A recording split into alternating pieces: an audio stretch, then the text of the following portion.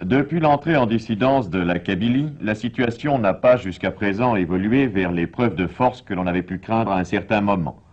Le gouvernement algérien a réagi, certes, et Ben Bella dispose depuis hier des pleins pouvoirs, mais il ne semble pas fermer la porte à la négociation.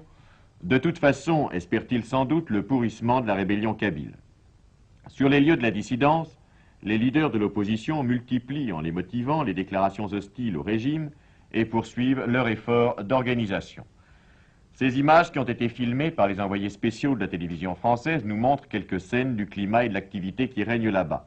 Elles précèdent les déclarations des deux principaux leaders de la dissidence, Haït Ahmed et le colonel Morand ou El Hadj, déclarations recueillies par Michel Honorin. Il s'agit d'un document exclusif qui ne peut avoir que la stricte valeur d'un reportage. Les déclarations que vous allez entendre n'engagent donc que la seule responsabilité de leurs auteurs. Il y a à peine 2 mois, quand je vous ai rencontré, vous étiez en civil et aujourd'hui vous êtes en militaire. C'est donc l'épreuve de force.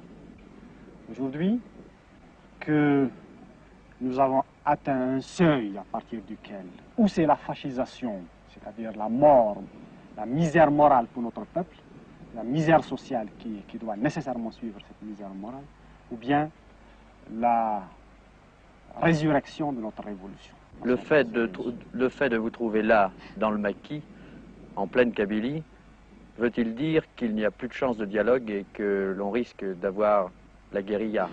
S'il y avait eu la moindre chance de dialogue, nous n'aurions pas raté. Et l'expérience que les uns et les autres avons faite, aussi bien à l'Assemblée nationale, dans le FLN et dans l'ANP, a montré que toutes les issues étaient bouchées.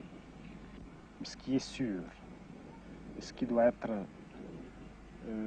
considéré comme absolument un point de non-retour, c'est notre détermination de détruire le régime. Mon colonel, vous avez fait 7 ans de guerre. Vous êtes prête à recommencer? Oui, j'ai fait 8 ans de guerre contre le colonialisme. Si le gouvernement algérien décide à remplacer le colonialisme, je suis prêt à faire face. C'est après avoir réfléchi que j'ai décidé de me retirer et de prendre mes responsabilités. C'est pour défendre la dignité et l'honneur des moudjahidines, des militants qui sont actuellement dans l'angoisse et dans une incertitude.